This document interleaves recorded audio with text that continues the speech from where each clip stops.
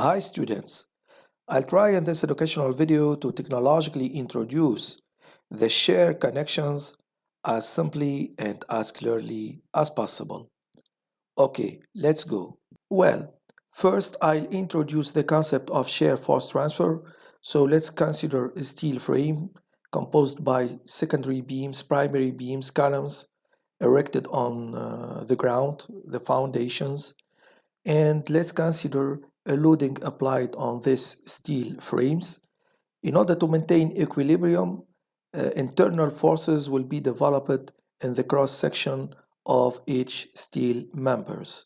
These internal forces are the shear force and the bending moment. In this educational video, I will talk just about the shear force. The shear force will be transferred from the secondary beams to the primary beams, and from the primary beams to the columns, and from the columns to the foundations. In order to ensure this shear force transfer, shear connections should be placed between the secondary beam and the primary beam, and between the primary beam and the column, and between the column and the foundation. And in this case, the shear connection between the column and the foundation is associated to the pinned base plate. Let's now examine the shear transfer between the secondary beam and the primary beam.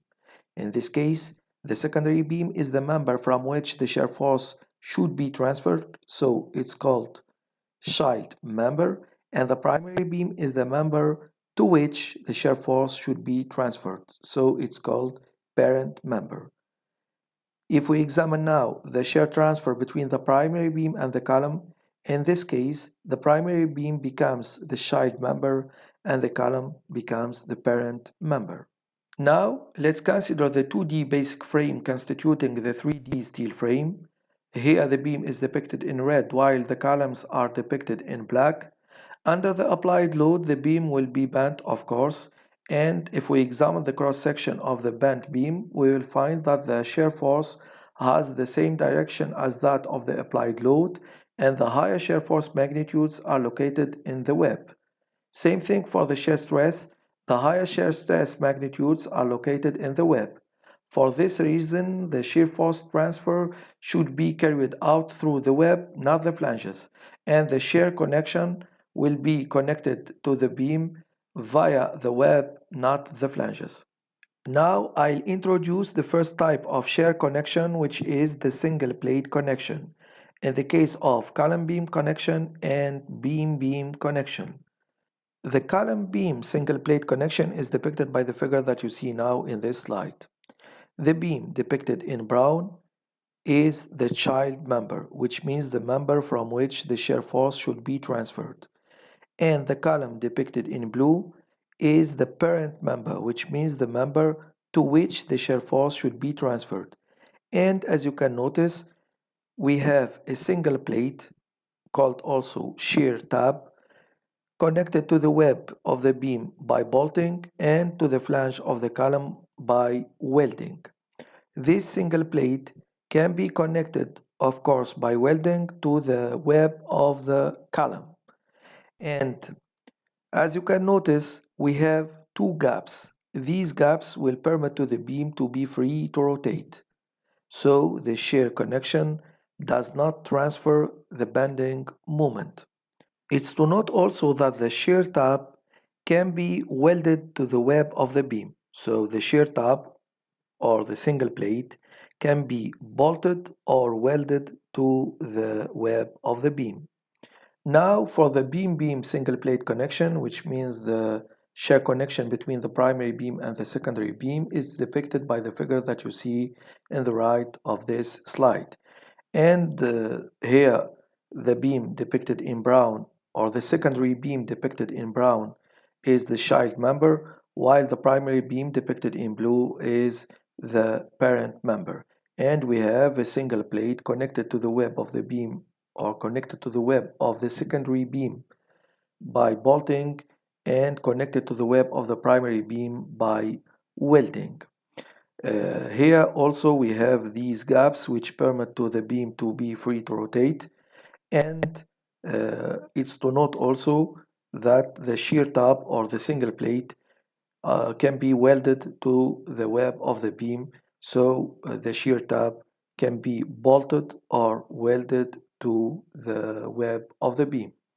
Well, this real picture depicts two beams connected to a column using single plate shear connections. The first beam is connected to the web of the column, while the second beam is connected to the flange of the column. You can notice the single plate, called also the shear tab, connected by bolting to the web of the beam and by welding to the column. And you can notice also the gaps between beam and column that make the beam free to rotate. And the real picture that you see on the right of this slide depicts a single plate shear connection between secondary beam and primary beam. Here the gaps are not clear, but they exist. Now I'll explain the second type of shear connection, which is the angle connection in the case of column beam connection and beam beam connection. So a column beam angle connection is depicted by this figure, and you can notice that we have a beam connected by its web to a column using an angle bolted to the web of the beam and bolted to the column. So it's called bolted angle connection. This bolted angle connection can be bolted welded angle connection, as it is depicted by the figure that you see now in this slide. So here the angle is welded to the web of the beam and bolted to the column.